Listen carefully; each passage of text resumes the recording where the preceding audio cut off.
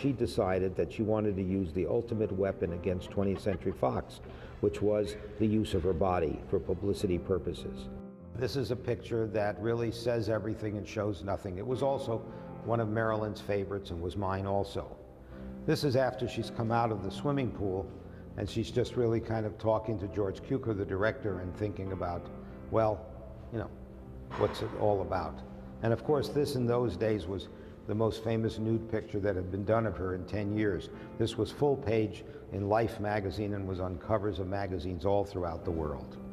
When Marilyn came out of the water with nothing on, nobody blinked because we were all professionals there. I myself just kept on shooting as I would before. You see, Marilyn was battling the studios. They were losing money on this picture. She was late every single day. She would sit in her dressing room 1 or 2 or 3 hours before she'd come out. Well, I was going to tell you, but I know how upset you get about little things. Little things?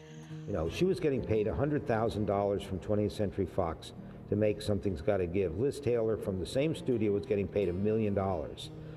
Marilyn Monroe wanted to prove she could garnish as much publicity as Liz Taylor was. When I released the pictures taken by the swimming pool, she wanted to make sure that Liz Taylor was not in any of the magazines that I was releasing those pictures to. Marilyn Monroe was desperate in those final days. George Barris also recalls the desperation in Marilyn's final days. I got a phone call. I was in the office. She said, "Can you come out this weekend?" And I said, "Well, it's Friday, you know. It's kind of late in the afternoon here." And I said, "Is it all right if I came out by Monday?" She was kind of sad. She said, "Well, all right." She said, "But it's really important." I said, "Well, can't you talk on the phone, tell me what it's about?" She said, "It's something I'd rather not discuss on the phone." And that was Friday afternoon. And of course, that was August 3rd. And she died that weekend, the 4th, which was Saturday. And I've always in my heart wondered if I was out there and I was with her, maybe it would have been different, but who knows? But it always bothered me that I didn't go out to see her. And it's one of the things that I'll always regret, not going out. It was interesting when I arrived at Marilyn's home shortly after I had been notified that she died. You know, nobody checked press credentials. There was a group of photographers around. Her body had been taken out of the house earlier and taken to the mortuary. So I went over to the mortuary, only to find a few hours later Joe DiMaggio arriving. We all went over to the funeral home. Joe DiMaggio had decided that there were only certain people allowed to the funeral, and he didn't want any Hollywood so-called personalities. He looked at the list. He said, "Yeah, you're okay." He said, "We're not letting everybody in." He said, "Frank Sinatra was here, Sammy Davis Jr., the Kennedy people were here." He said, "They're not allowed into this funeral."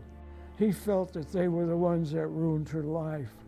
George shot the last photos ever taken of Marilyn on July 13, 1962, 3 weeks before her death. On the way to the location, he says the Kennedys were on her mind. We went to the beach in Santa Monica, and we passed the house where Peter Lawford had his house, and where she had many exciting and also very sad experiences, where she met the President of the United States, John F. Kennedy, and his brother Robert, and she had tears in her eyes, I could notice when we passed the house. But at the Santa Monica beach, we did the pictures together all day long, constantly.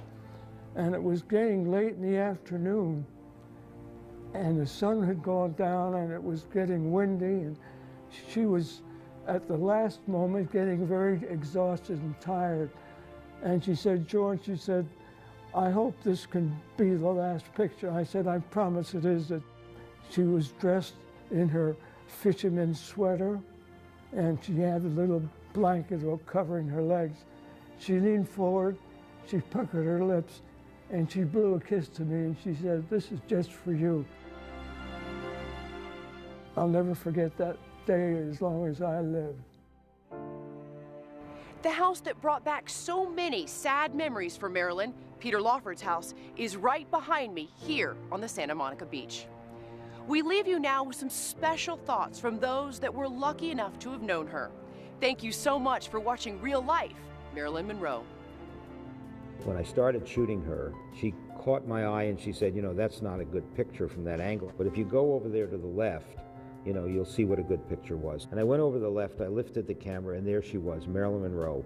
You know, I'd never taken a better picture of her at that moment. She was just fabulous. She was empowering. She was, look at me, nobody else is going to do this but me. I'm Marilyn Monroe. And then, of course, everybody else tried to. But it's not the same. She had great strength.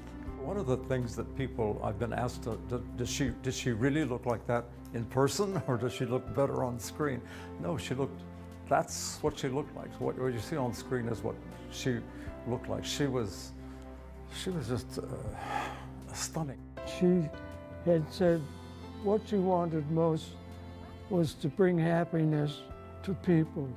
And if she could do that with her talent, singing, dancing, and joking, and as long as they forgot their problems and they laughed and had fun, that was the most important thing, to bring happiness to people. Well, I don't know what she would have done if she'd not been famous. I have no idea of where her life would have gone, and I think it'd be hard to say.